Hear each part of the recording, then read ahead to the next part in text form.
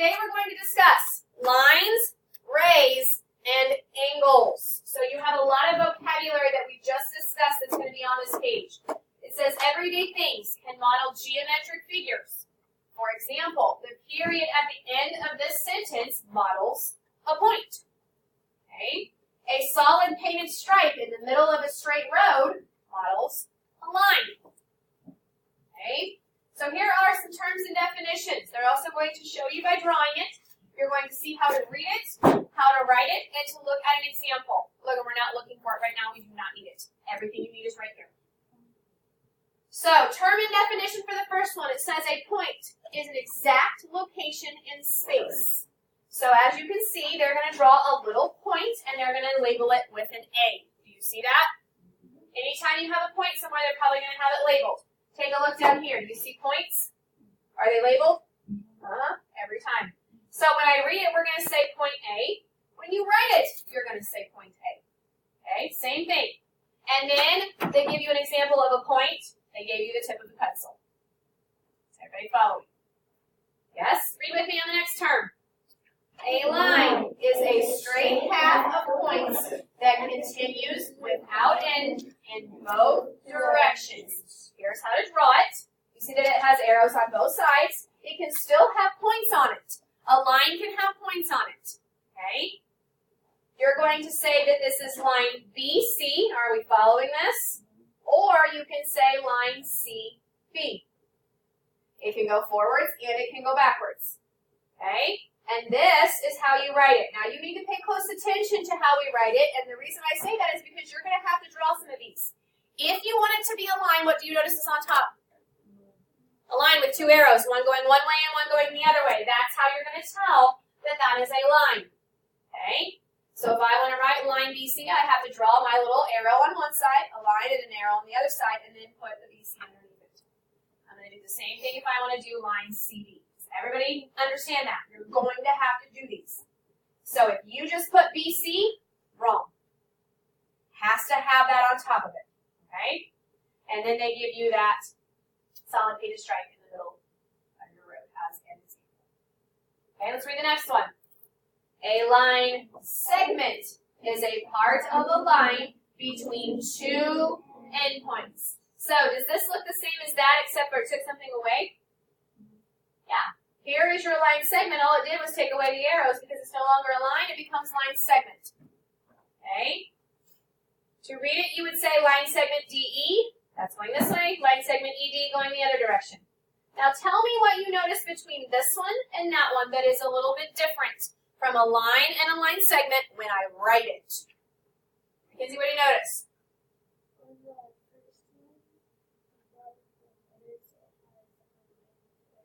Okay. Exactly. So this one, because it is a line, has arrows. Do segments have arrows? No, so all they're doing is drawing that little line. Okay? Does everybody understand the difference between the two? Okay? And then they give you an example of a yield sign here.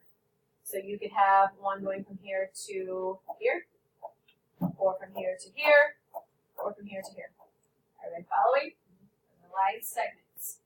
Let's read the last one.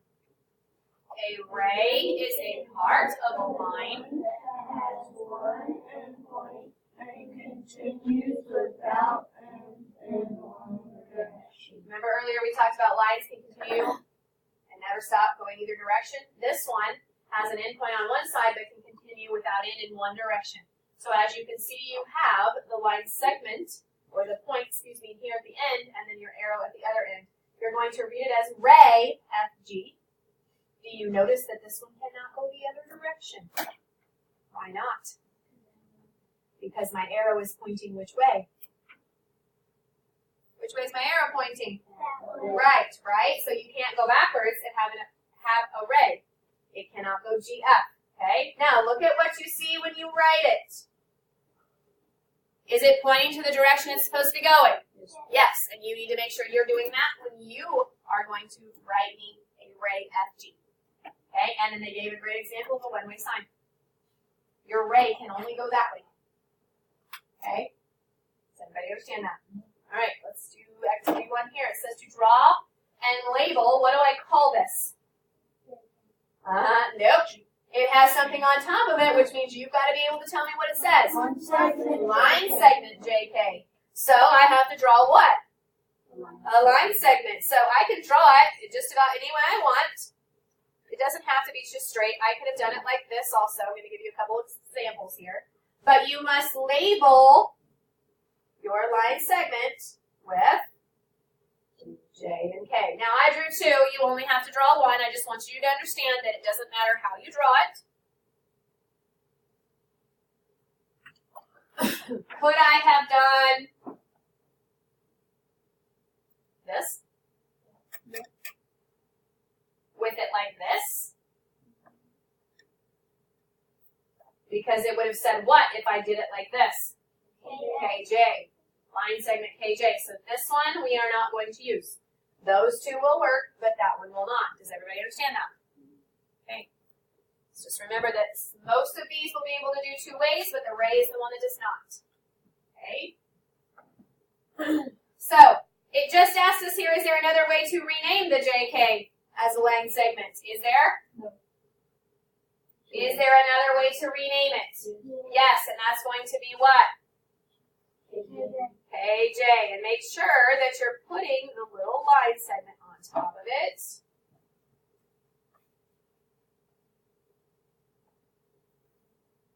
You're going to put either point can be named first. And that is true with lines and line segments.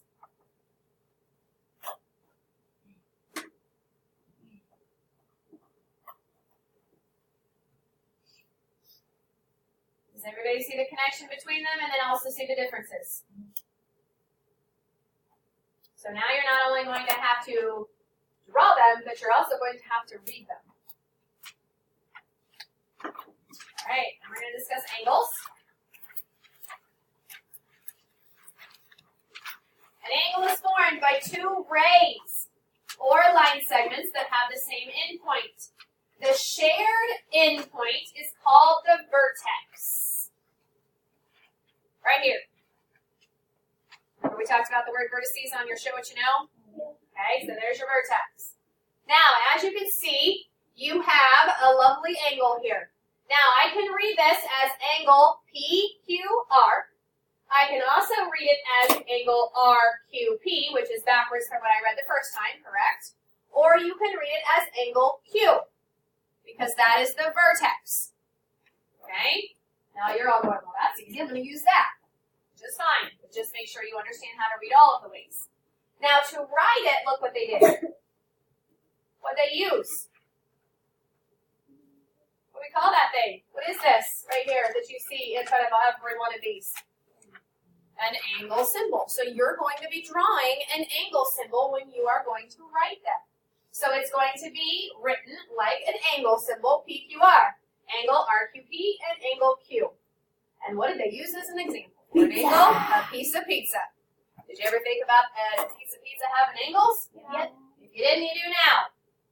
You can name an angle by your vertex, and when you name an angle using 3 points, the vertex will always be the point in the middle. Did you notice that the Q is in the middle when I had these two named? Okay. Now we're also going to be classifying angles by the size of the opening between those rays. And this is something what we talked about this morning before we started on our show, what you know, to make sure you understood what you were doing. A right angle forms a square corner. Do you see the little square box? Okay. And you can think of it being an L. But sometimes it will be a backwards L or an upside down one or hanging in the air. Okay. Your straight angle forms a line. Do you see that your little endpoint or your point is in the center of a straight angle? Okay. So if you're ever having to draw one, make sure you put that there. And then an acute angle is less than a right angle. See how it's less? Okay. And then your obtuse is greater than a right angle, but it has to be less than a straight. So it's going to be greater than this one, but less than this one. Okay? Everybody okay with those? You'll get lots of practice with them, so you'll get better at them. All right. Taking a look here. It says to classify an angle, you can compare it to a right angle. Okay? Take a look at this little piece of paper. It says make a right angle by using a sheet of paper. Fold the paper twice evenly to model a right angle.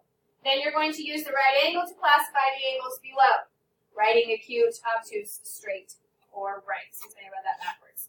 So what they wanted us to do is to take a piece of paper and fold it in half. See how they did that the first time? And then after you have it, they want you to fold it twice. Now, as you can see, they're making the little right angle here in the corners. Do you see where the corners they're discussing? Okay, now, what they're going to do is they're going to use that piece of paper to show you that the corner of a piece of paper can be used to show you a right angle. Isn't this a right angle? So the corner of your piece of paper is used as a right angle. Now, you don't really have to fold a piece of paper to use that. Okay? So, let's look at this for a second on A. If I was to sit that, do you see where they're sitting it? Right there on the point, they're laying it on this line. Okay? So you could even lay your piece of paper there also on that line. Is everybody watching? Okay? Do you see where the right angle goes on the side of your paper? Is it a right angle? No, it is larger than that, right? So what kind of angle is this? Obtuse. So you're going to write that right here. Does everybody understand how you can use a piece of paper? You can even use, you could use this, I guess. You're foldable because it has right angles on it also. Okay? Just make sure that you're sitting it down here on that line. You can't just let it hang out wherever it wants to. Okay? So grab your piece of paper that you're wanting to use, and let's put it on this one. So you're going to lay your corner right here on the vertex. Lay it on the vertex. Fred, are you following this? You're laying your corner on the vertex. Yes? Then you're going to lay it across this line to see what you can do. So lay the end of it along that line. Okay, you need to put this piece, since this is your right angle, in the corner here. Sorry. And then you're going to lay it on that, and you're going to see what's going on here. You actually probably need to lay it. Okay. All right, so is this going to be a right angle? Is it exactly? Is it larger or smaller? Smaller, so I call it a what? Acute. Now, a lot of you are going to go, oh, I can tell without having to do that. That's fine. If you can tell that it is an acute angle or an obtuse angle or a right angle without having to lay your paper on it, you can do that. But I want you to look at C and D. Do they look pretty close to each other? Yeah. So this is where you need to make sure you're checking on it. So let's look at C. If you can't decide, put your little paper on the little vertex. Is it going to be smaller, a right angle, or a larger? It's smaller, you're noticing. So what are we calling this? Acute. So it may look like it to the human eye, but if you check it, sometimes they are going to be just a little bit under that 90 degrees. Okay, what about D?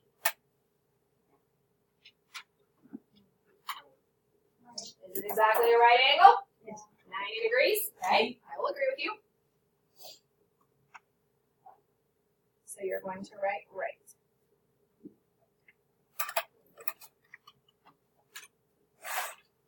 Questions about those angles? Obtuse, acute, and right. You're going to be using them quite often. All right, flip the page. Let's see if you can read some of their mathematical ways of writing. All right, this first one says to draw and label. Can somebody read this for me? Line segment AB in the space at the right. So you're going to do that over here. And then you're going to tell me that line segment AB is a, well, what is line segment AB would be a line segment. Okay, I don't know why they're repeating that, but that's what it's asking for. Then you're going to draw and label an example of the figures that they give you here in 2, 3, and 4. I'm going to see if you can read those. If you don't remember what those mean, go back to this page or go back to this page where it tells you how to write them. Okay? So you're going to do that for here. Then in using figure M for 5 and 6. So you're going to use this picture right here to answer 5 and 6. Okay? Now, there may be more than one right answer in here. Just put one because it only says to name one. Okay? Yes?